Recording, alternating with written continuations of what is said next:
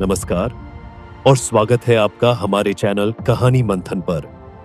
यह सिर्फ एक चैनल नहीं है, बल्कि एक ऐसा सफर है जहां हम आपको ले चलेंगे अनोखी और अद्भुत कहानियों की दुनिया में। यहाँ हर कथा में छुपा है हमारे पूर्वजों का ज्ञान, पुरानी सभ्यताओं के रहस्य और वो धरोहरें जो हमें अपनी जड़ों से जोड़े रखती हैं।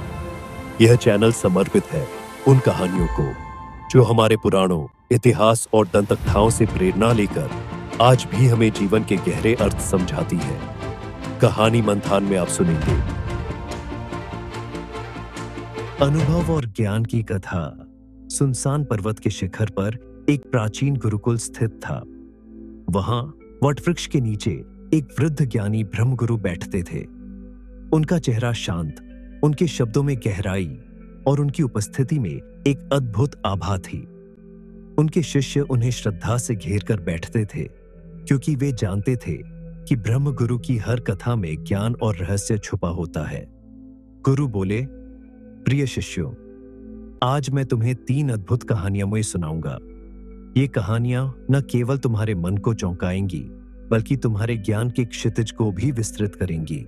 इन कहानियों के अंत में मैं 3 प्रश्न करूंगा। जो उत्तर देगा वह क्यों सही है, इसे भी स्पष्ट करेगा। तैयार हो जाओ। शिष्य ध्यानमग्न हो गए। चारों ओर सन्नाटा छा गया। वटवृक्ष की पत्तियों की सरसराहट भी मानो शांत हो गई। पहली कहानी, न्यायप्रिय राजा का निर्णय। प्राचीन काल में मगध राज्य के राजा चंद्रसेन का शासन था। वे अपनी न्यायप्रियता के लिए प्रसिद्ध थे।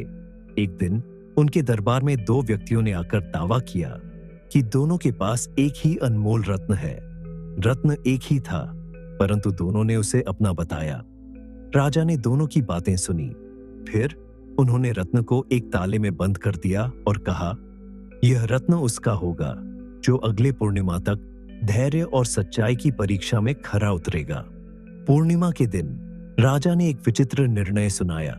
उन्होंने कहा, मैं इस रत्न को 2 टुकड़ों में बांटता हूं ताकि दोनों को न्याय मिले। यह सुनकर एक व्यक्ति रो पड़ा और बोला, मुझे रत्न नहीं चाहिए, इसे पूरा ही दूसरे को दे दीजिए।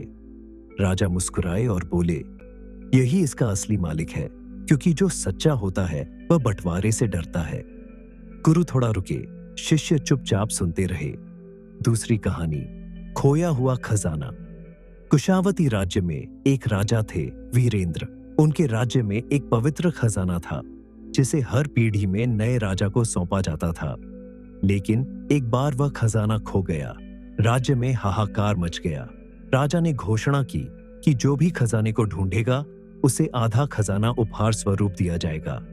3 युवकों ने खजाने की खोज शुरू की। पहले ने पुरानी गुफाओं की छानबीन की, दूसरे ने प्राचीन शास्त्रों को पढ़ा और तीसरे ने बुजुर्गों से जानकारी ली। अंततः तीसरे युवक ने खजाना ढूंढ निकाला। वह खजाना एक गुफा में नहीं, बल्कि राज्य की जनता की सेवा में था। खजाना था जनता का विश्वास। राजा ने कहा, सच्चा खजाना केवल वही है जो दूसरों की भलाई के काम आए। गुरु ने एक गहरी सांस ली। शिष्य मंत्रमुग्ध थे। तीसरी कहानी, रहस्यमयी चित्रकार। काशी के महाराजा के दरबार में एक चित्रकार आया। उसने महाराजा से कहा, मैं आपके जीवन का सबसे अद्भुत चित्र बना सकता हूं, लेकिन इसे बनाने में मुझे 1 वर्ष और एकांत चाहिए। महाराजा ने सहमति दी। चित्रकार ने चित्र बनाना शुरू किया। जब 1 वर्ष बाद चित्र प्रस्तुत हुआ तो सभी ने देखा कि चित्र में महाराजा एक साधारण व्यक्ति के रूप में दिखाए गए थे, लेकिन उनके चेहरे पर तेज और संतोष का भाव था। महाराजा ने पूछा, यह चित्र ऐसा क्यों? चित्रकार ने कहा, राजा का असली स्वरूप उसकी विनम्रता और संतोष में है, न कि उसकी शक्ति और संपदा में। महाराजा ने उसे अपना राजकवि बना लिया। गुरु ने कथा समाप्त की। शिष्य ध्यान में डूब गए। 3 प्रश्न गुरु बोले, अब मेरे प्रश्न सुनो। 1, पहली कहानी से सच्चाई और धैर्य के बीच क्या संबंध है? दूसरी कहानी में सच्चा खजाना किसे कहा गया है और क्यों? तीसरी कहानी में सच्चा स्वरूप कैसे प्रकट होता है? शिष्य एक-एक कर उत्तर देने लगे। एक शिष्य ने कहा, गुरुदेव, पहली कहानी सिखाती है कि सच्चाई में धैर्य और त्याग का होना आवश्यक है। दूसरी कहानी बताती है कि सच्चा खजाना दूसरों की भलाई में है। तीसरी कहानी कहती है कि सच्चा स्वरूप विनम्रता और संतोष में प्रकट होता है। गुरु ने मुस्कुराकर कहा, सही कहा। याद रखो, सच्चाई, भलाई और विनम्रता ही जीवन के वास्तविक मूल्य हैं। इन्हीं से आत्मा का सच्चा स्वरूप उजागर होता है। वटवृक्ष के नीचे गुरु के शब्दों ने शिष्यों के मन को गहन ज्ञान से भर दिया।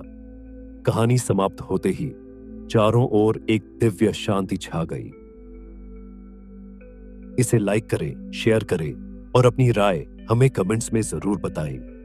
आपके हर लाइक, सब्सक्राइब और शेयर से हमारा हौसला बढ़ेगा और हम आप तक और भी अनमोल कहानियां पहुंचा सकेंगे।